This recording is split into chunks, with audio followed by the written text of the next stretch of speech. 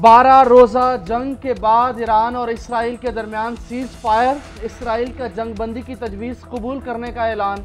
Iran ने भी जंगबंदी पर रजामंदी जाहिर की। उधर जंगबंदी के बावजूद एक दूसरे पर हमले, ट्रंप ने इसराइल और ईरान को झाड़ पिला दी। बोले दोनों मुल्कों ने जंगबंदी की खिलाफ वर्जी की है। इसराइल से ज़्यादा नाखुश हूँ, मुझे यह पसंद नहीं आया कि इसराइल ने जंगबंदी पर रजामंदी के फौरी बाद हमले किए। इसराइल को कहता हूँ कि बॉम्ब ना गिराना, अगर ऐसा किया तो यह सीज़ फायर की बड़ी खिलाफ वर्जी होगी। इसराइल फौरी अपने पायलट्स को वापस बुलाए। ईरान की जौहरी सलाहियतें ख़त्म हो चुकी, अब तेहरान कभी जौहरी बॉम्ब नहीं बना सकेगा। मशरक़ वस्ता में सूरत हाल मज़ीद बेहतर हो रही है, एक नई सुबह का आगाज़ होने वाला है। सबको कहता हूँ कि तहम्मुल से काम लें। अमरीकी सदर की मीडिया पर भी तनकीद। बोले अमरीकी न्यूज़ चैनल्स ने ईरानी जौहरी प्रोग्राम की तबाही पर शुकूक व शुबहात का इजहार किया। CNN जाली खबरें फैला रहा है। ट्रंप का नेतन्याहू को भी फ़ौरन दोबारा हमले न करने का कहा।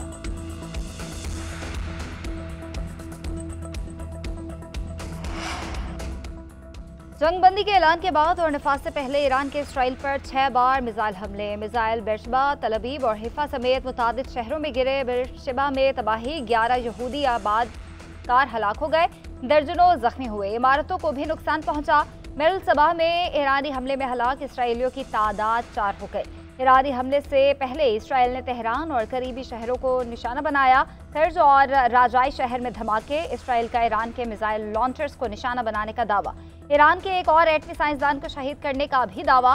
इसराइली मीडिया के मुताबिक ईरानी एटमी साइंसदान मोहम्मद रजा सदीकी गुज़िश्ता रात मारे गए। जंग के आगाज से अब तक ईरान के 17 एटमी साइंसदान शहीद हो चुके। इसराइल का ईरान पर जंगबंदी की खिलाफ वर्जी का इल्ज़ाम। कहा ईरान की जानिब से सीज़ फायर के बाद मिसाइल दागा गया, इसराइल ने उसे नाकाम बना दिया। अभी तक बैलिस्टिक मिसाइल के किसी जगह गिरने या जानी नुकसान की इत्तला नहीं है। इसराइली वज़ीर दिफा का फ़ौज को सख्त जवाब देने का हुक्म। कहा जंगबंदी की खिलाफ वर्जी पर तेहरान पर हमले किए जाएँ।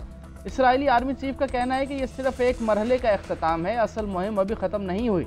इसराइल ने ईरानी जौहरी प्रोग्राम और मिसाइल निज़ाम को महदूद कर दिया है। हमारी तवज्जो अब गज़ा की जानिब वापस लौट रही है। ईरान ने जंगबंदी की खिलाफ वर्जी के इसराइली दावे की तरदीद कर दी। ईरानी हुकाम के मुताबिक जंगबंदी नाफिज होने के बाद मिसाइल हमले नहीं किए।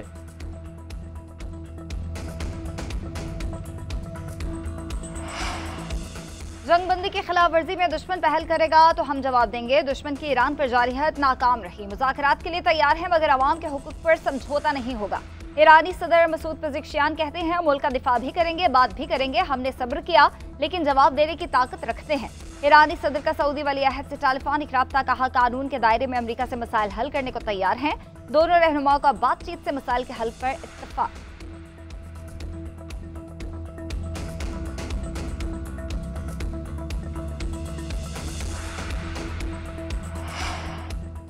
वज़ीर आज़म शहबाज शरीफ का सऊदी वली अहद से टेलीफोनिक राब्ता। ईरान इसराइल तनाज़े के पुरअमन हल और बैनुल अक़वामी कानून की पासदारी पर जोर दिया।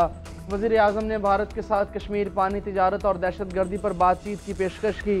वज़ीर आज़म शहबाज शरीफ का ईरान के सदर से भी टेलीफोन पर राब्ता। मुज़ाकरात और सिफारतकारी के ज़रिए अमन की बहाली की अहमियत पर जोर। वज़ीर आज़म ने सलामती काउंसिल और OIC समेत तमाम सिफारती फोरम्स पर ईरान के लिए हिमायत का इयादा किया। ईरानी सदर ने हालिया कशीदगी के दौरान पाकिस्तान की मुस्तकिल और उसूली हिमायत पर शुक्रिया अदा किया। वज़ीर आज़म शहबाज शरीफ से बरादर ममालिक के सफ़ीरों की भी मुलाकात। मशरक़ वस्ता की बदलती सूरत हाल और आलमी उमूर पर तबादला ख्याल। सऊदी सफ़ीर से मुलाकात में शाह सलमान बिन अब्दुल अज़ीज़ और वली अहद के लिए नेक ख्वाहिशात का इज़हार। कतरी सफ़ीर से मुलाकात में कहा हम कतरी बहन भाइयों और पूरे खित्ते की सलामती और तहफ़्फ़ुज़ के लिए दुआगो हैं। चीनी सफ़ीर की भी वज़ीर आज़म से मुलाकात। शहबाज शरीफ का चीनी सफ़ीर और वज़ीर आज़म के लिए नेक ख्वाहिशात का इजहार। चीन की जानिब से माली और इक़्तिसादी मदद पर इजहार तशक्कुर किया। सीज़ फायर से पहले ईरान का अमेरिका के खिलाफ ऑपरेशन बशारतुल फतह। ईरान ने कतर में अमेरिकी एयरबेस अल-उदैद पर 14 मिसाइल दागे। कतरी हुकाम के मुताबिक दिफाई निज़ाम से अल-उदैद एयरबेस पर हमला नाकाम बना दिया। रिहायशी इलाके में कुछ मलबा गिरा, कोई जानी नुकसान नहीं हुआ। ईरानी सुप्रीम लीडर खामनाई ने कहा ईरानी हमले से हमारे दोस्त बरादर पड़ोसी मुल्क कतर को कोई खतरा नहीं था। कतर में अमेरिकी एयरबेस रिहायशी इलाके से बहुत दूर वाक़ है। अमेरिकी सदर ने पोस्ट किया कि हमले से पहले इतला देने पर ईरान का शुक्रिया। पेश की इतला होने से कोई जानी नुकसान नहीं हुआ। ईरान ने अपना गुस्सा निकाल लिया है। उम्मीद है अब मज़ीद नफरत नहीं बढ़ेगी।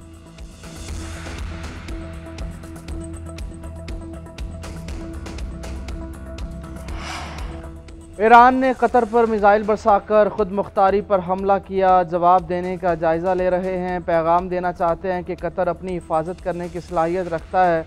कतरी वज़ीर आज़म शेख मोहम्मद बिन अब्दुलरहमान अल सानी की न्यूज़ कॉन्फ्रेंस का एयर डिफेंस ने ईरान से फायर किए मिसाइल मार गिराए, सिर्फ एक बच निकला। इन हमलों से पूरे खित्ते ज़्यादा मुश्किल और ख़तरनाक सूरत हाल से दो चार हो सकते हैं। कल जो हुआ उससे हमें सदमा पहुँचा। जारहियत के बावजूद कतर इस मामले पर जिम्मेदारी का मुजाहरा कर रहा है। ईरानी सदर ने अमीर कतर को फ़ोन किया है। हम समझते हैं कि अमेरिका ईरान जौहरी मुज़ाकरात दोबारा शुरू होने चाहिए। गज़ा पर इसराइली हमलों की भी मज़म्मत करते हैं। ये मौका है कि पूरी दुनिया इसराइल के गैर जिम्मेदाराना रवैये के ख़ात्मे के लिए काम करे। ईरान इसराइल जंगबंदी कैसे मुमकिन हुई, सूरत हाल सामने आ गई। इसराइल ने घुटने टेके अमेरिका से जंगबंदी की अपील की। बरतानवी टीवी के मुताबिक अमेरिकी सदर ने पीर की रात अमीर कतर को फोन किया, ईरान से जंगबंदी पर रजामंदी लेने का कहा। नायब सदर JD वेंस और कतरी वजीर आजम ने तफसीलात तय की।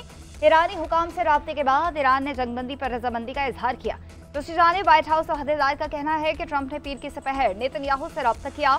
सदर ट्रंप ने सीज फायर माहदे के लिए साल सी की। JD वेंस, मार्को रूबियो और विटकॉफ ने ईरानियों से बराह रास्त और बिलवास्ता बात की। यकीन दहानी कराई गई कि वो मजीद हमले नहीं करेगा।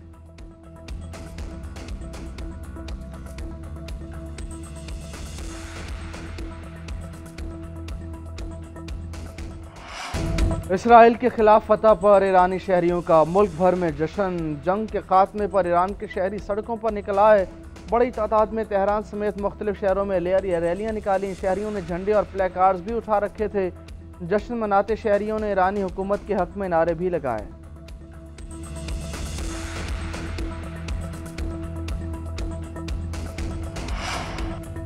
ईरान के पास 400 किलोग्राम अफसोदा यूरेनियम मौजूद है। बैनुल-अक़वामी मीडिया की रिपोर्ट के मुताबिक ईरान ने अफसोदा यूरेनियम का जखीरा अमरीकी हमलों से कबल खुफिया मुकाम पर मुंतकिल कर दिया था। ईरान के पास 60% अफसोदा यूरेनियम है। 90% अफसोदा यूरेनियम से 10 जौहरी हथियार बनाए जा सकते हैं। साबिक पाकिस्तानी सफीर मलिहा लोधी का कहना है कि अफसोदा यूरेनियम को महफूज रखना ईरान की बड़ी कामयाबी है।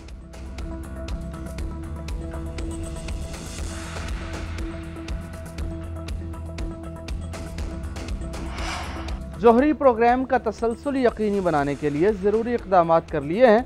ईरान की एटमी तवानाई तंजीम के सरबराह मोहम्मद इस्लामी का बयान। कहा, ईरान और इसराइल जौहरी तनसीबात पर हमलों से होने वाले नुकसान का जायज़ा ले रहे हैं। तनसीबात को दोबारा फ़ाल करने के मंसूबे पहले से तैयार हैं। हमारी हिकमत अमली है कि पैदावार और खिदमात में कोई रुकावट ना आए। बरतानवी मीडिया के मुताबिक ईरान के पास 10 एटम बनाने की अफसोदा यूरेनियम है, जिसे हमले से पहले ही महफूज मकाम पर मुंतकिल कर लिया गया था। वज़ीर-ए-आज़म शहबाज शरीफ से chairman peoples party Bilawal Bhutto की मुलाकात। बिलावल भुट्टो ने सिफारती वफ़द की अमरीका और यूरोप में मुलाकातों के हवाले से ब्रीफिंग दी। वज़ीर-ए-आज़म का वफ़द की जानिब से हालिया भारतीय प्रोपेगेंडा को दुनिया के सामने बेनकाब करने पर खिराज तहसीन। वज़ीर-ए-आज़म ने पाकिस्तान के सिफारती वफ़द के अरकान के एजाज़ में इशाइया दिया। शहबाज शरीफ ने कहा, पाकिस्तान का मुकदमा कौमी जज्बे से लड़ा और कामयाब होकर लौटे। बिलावल भुट्टो ने नहायत अहसन अंदाज में पाकिस्तान के मौक़िफ़ को बयान किया। मज़ीद बोले, बजट में तनख्वाहदारों समेत तमाम तबकात को रिलीफ देने की कोशिश की।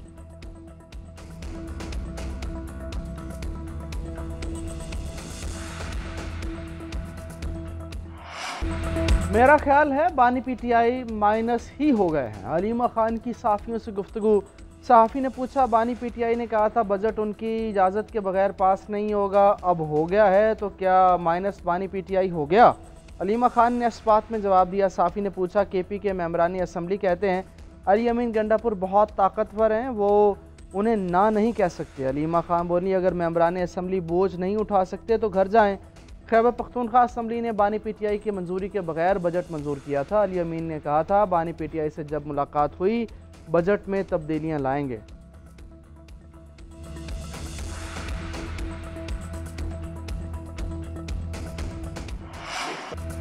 माली इमरजेंसी लगाकर गवर्नर राज से पख्तूनख्वा पर कब्जे का मंसूबा था। हमारे खिलाफ साजिश की जा रही थी कि बजट पास ना हो। हमारे बहुत से लोग भी साजिश का हिस्सा बने।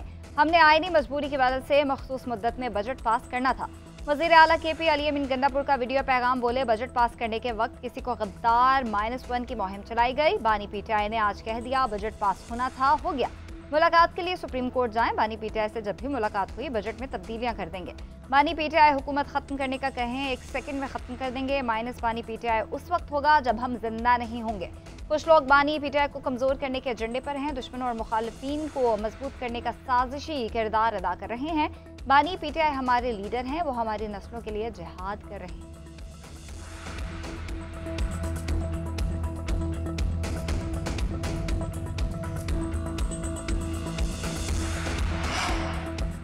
बजट के पास होने में अभी 7 और भी दिन हैं। ये असम्बली और बजट बानी पीटीआई का है। जैसा वो कहेंगे वैसा ही होगा।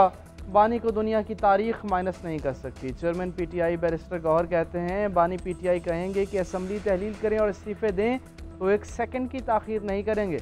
मुझे तो मेरे ख़ानदान वाले भी वोट ना देते, पीटीआई के वोट मिले हैं। अदालतों से कई मरतबा मायूस हुए मगर उम्मीद नहीं छोड़ी।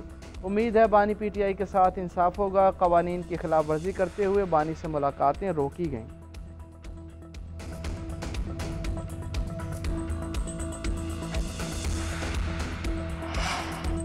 खैबर पख्तूनख्वा हुकूमत अंडे देने वाली मुर्गी है। ये बजट मंजूर ना करते तो करप्शन कैसे करते, नौकरियां कैसे बेचते, घपले कैसे करेंगे। गवर्नर KP फैसल करीम कुंडी का कहना है वज़ीर आला ने कहा था बानी से मुलाकात के बगैर बजट पास नहीं करूंगा। कल इन्होंने सेकंड्स में पास कर लिया। गवर्नर हाउस में सूबाई हुकूमत के खिलाफ कोई साजिश नहीं हो रही। साजिश के लिए पीटीआई के अपने ही लोग काफी हैं।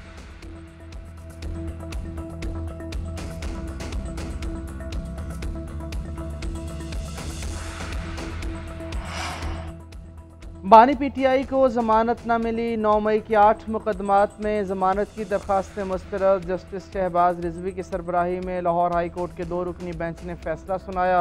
बानी पीटीआई ने रिहाई के लिए जमानत की अलग अलग दरखास्तें दायर कर रखी हैं। ATC लाहौर ने भी चेयरमैन की दरखास्तें मुस्तरद की थी।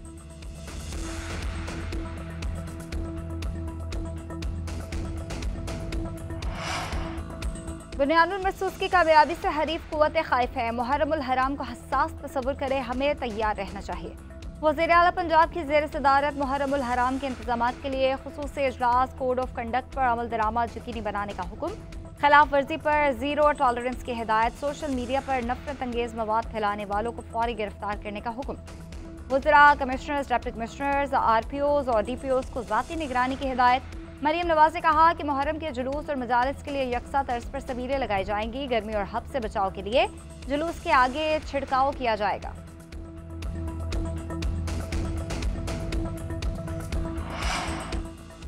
वज़ीर आला सिंध मुराद अली शाह से एशियन डेवलपमेंट बैंक की कंट्री डायरेक्टर MFN की मुलाकात। ADB का ट्रीटमेंट प्लान 4 पर सिंध हुकूमत के साथ इश्तराक पर इत्तेफाक।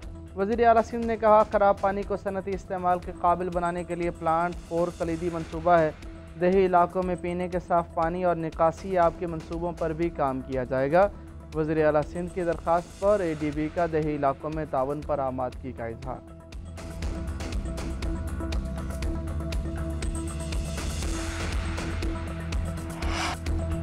इंग्लैंड ने दिलचस्प मुकाबले के बाद भारत को टेस्ट मैच में शिकस्त दे दी। लीड्स टेस्ट के आखिरी रोज़ इंग्लैंड ने 5 विकेटों से फतह हासिल की। बेन डकेट के 149 रन की बदौलत मेज़बान टीम ने 371 रन का हदफ हासिल कर लिया। भारत ने पहली इनिंग्स में 471 और दूसरी इनिंग्स में 364 रन बनाए। इंग्लैंड ने पहली इनिंग्स में 465 और दूसरी इनिंग्स में 373 रन बनाए।